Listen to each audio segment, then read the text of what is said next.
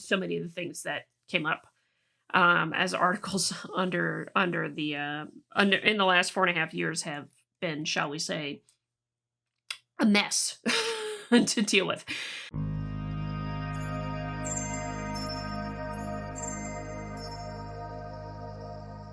You may recall that after the election, I talked about some of the consequences of things as science in the election and the concerns therein. And, hey, what should scientists be doing now that the election is done?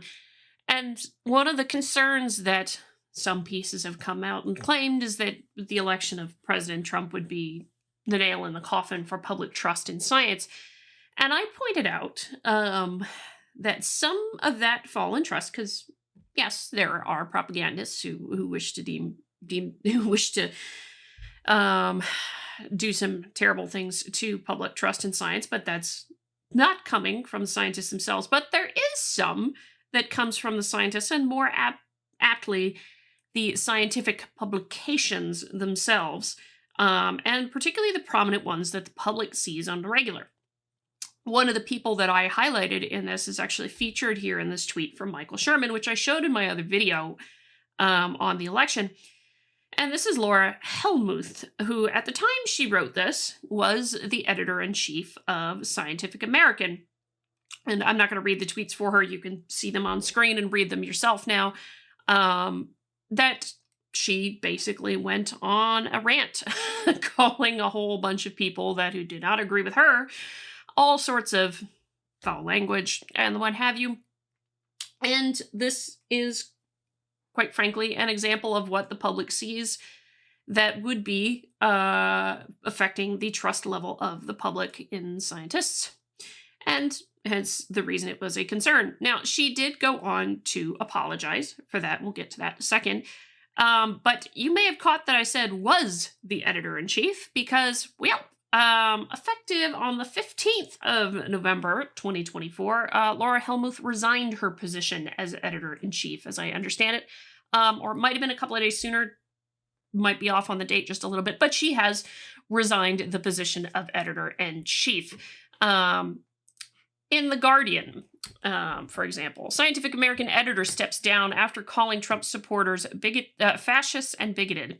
Laura Hellmuth, who has led the magazine since 2020, wrote an expletive-filled social media post on election night. In a post on Blue Sky on Thursday, Laura Hellmuth, who was originally appointed as the magazine's editor-in-chief in 2020, said, I've decided to, Thursday, so yeah, it would have been the 14th of November, I was off by a day. I've decided to leave Scientific American after an exciting 4.5 years as editor-in-chief. I'm going to take some time to think about what comes next and go bird watching.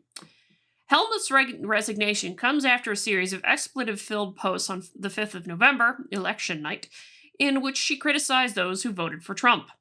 In her since-deleted posts on Blue Sky, Hellmuth wrote, quote, every 4 years I remember why I left Indiana, where I grew up, and remember why I respect the people who stayed and are trying to make it less racist and sexist. The moral arc of the universe isn't going to bend itself. She went on to add, and again, I'm not going to read it here, on that kind of thing. So, following her posts, Hellmuth issued a public apology, writing on Blue Sky, quote, I made a series of offensive and inappropriate posts on my personal Blue Sky account on election night, and I am sorry. I respect and value people across the political spectrum. These posts, which I have deleted, do not reflect my beliefs. They were a mistaken expression of shock and confusion about the election results. The posts, of course, do not reflect the position of Scientific American or my colleagues. I am committed to civil communication and editorial objectivity.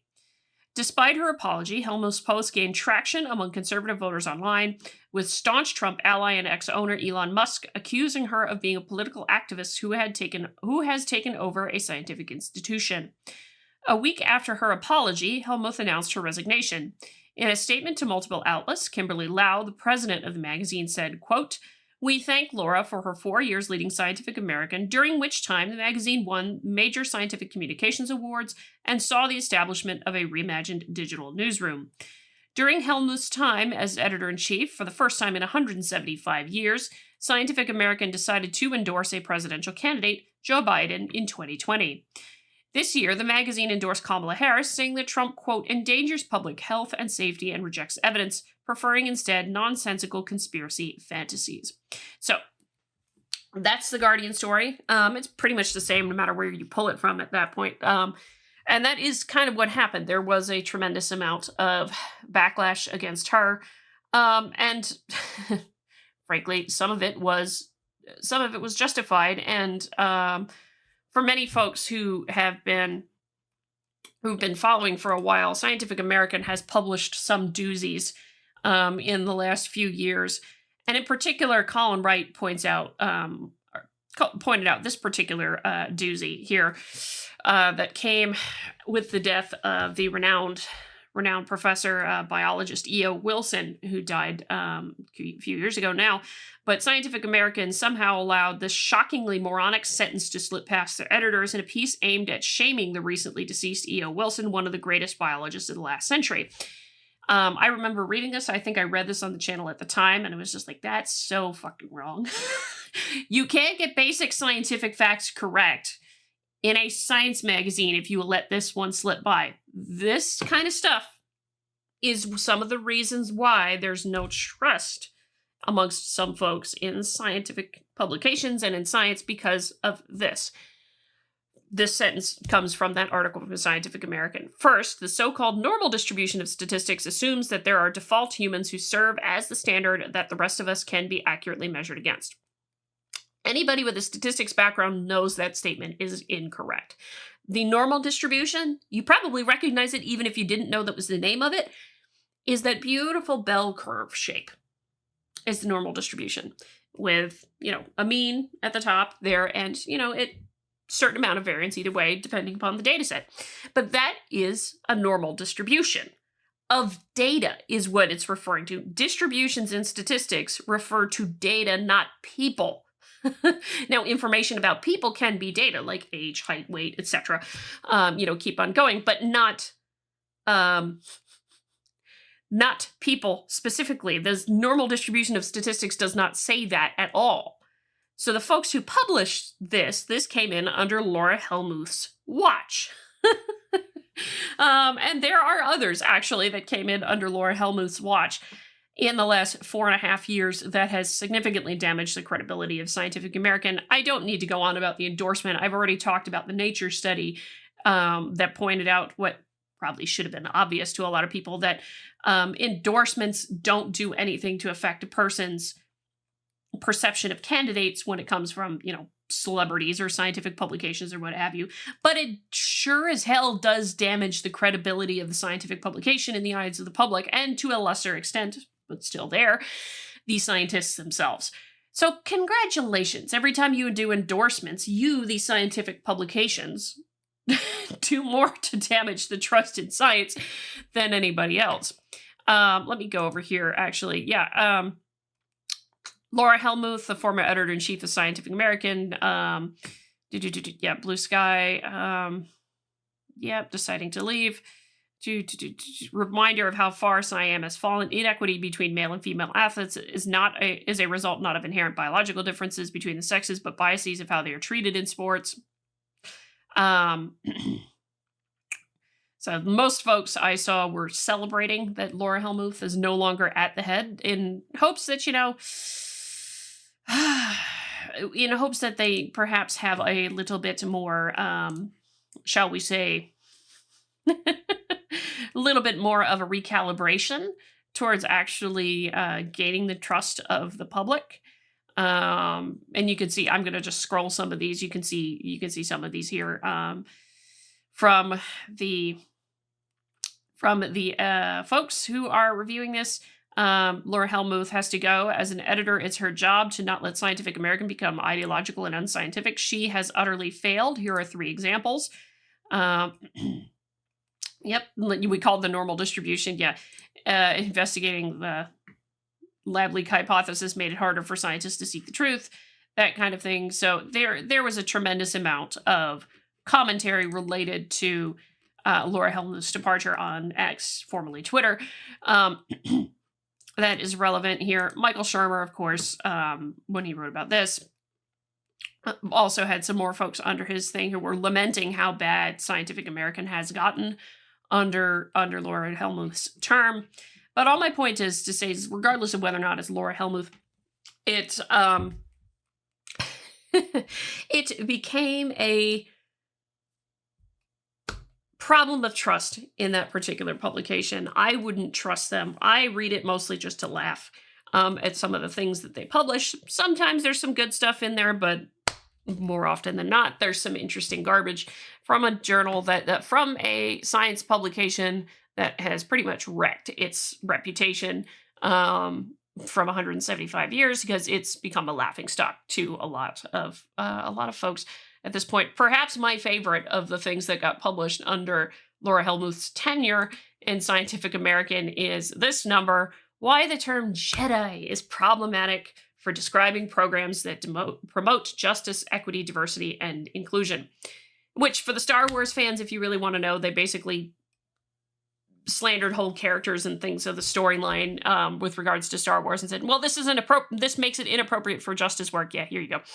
Like this one. The Jedi are inappropriate mascots for social justice. Although they're ostensibly heroes within the Star Wars universe, the Jedi are inappropriate symbols for justice work. They are a religious order of intergalactic police monks prone to white saviorism and toxically masculine approaches to conflict resolution, violent duels with phallic lightsabers, gaslighting by means of mind tricks, etc. The Jedi are also an exclusionary cult, membership of which is particularly predicated on the possession of heightened psychic and physical abilities. Strikingly force-wielding talents are narratively explained in Star Wars not merely in spiritual terms, but also in ableist and eugenic ones. The supernatural powers are naturalized as biological hereditary attributes. This was a piece of garbage that was published in Scientific American. A good way to alienate all the Star Wars fans immediately, but but also just to the point to make, with Laura Hellmuth's resignation, I hope such things like that will no longer appear in Scientific American. I hope it will take a steady turn in the other direction from the left and go back toward the center. But I don't honestly know, and I don't honestly think so. But at this point, I don't expect it. Let's put it that way. It's a better way to put it. But yes, that's the end, because unfortunately, it's some of the things like what has come up in Scientific American in the last 4.5 years that has become that has made Scientific American lose a heck of a lot of its credibility with the general public. At this point, or at least to my knowledge. No, I'm saying to my knowledge with that because there's not been a sort of survey study of trust in Scientific American. Would like to see it if there is. Kind of doubt that there's a whole lot of trust in Scientific American at this point, to be honest.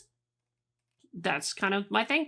But that's my take on Laura Hellmuth being kicked. Well, she resigned. She didn't get kicked to the curb. She resigned as the editor-in-chief of Scientific American. And I hope this means brighter days for the publication, and then it pushes back toward the center, because obviously the endorsement thing did nothing for them and probably alienated a whole lot of people from their readership. But also they published a crap ton of articles and things that automatically alienate a lot of people from their readership too. Now, this is just not to say you couldn't have some of this odd stuff in there, but I would also go for a opposite opinion on the issue per se, just to give some folks a little bit of a balanced diet to look at. It's obviously up to whomever the editor-in-chief is. I'm just making the point that so many of the things that came up as articles in the last 4.5 years have been, shall we say, a mess to deal with. Hopefully better days ahead for Scientific American. We'll see. Let me know what you think. Hit the like button on the way out the door, comment on the video, share the video, subscribe to the channel, all that lovely good jazz. Until next time, I'm Adrian. Stay curious.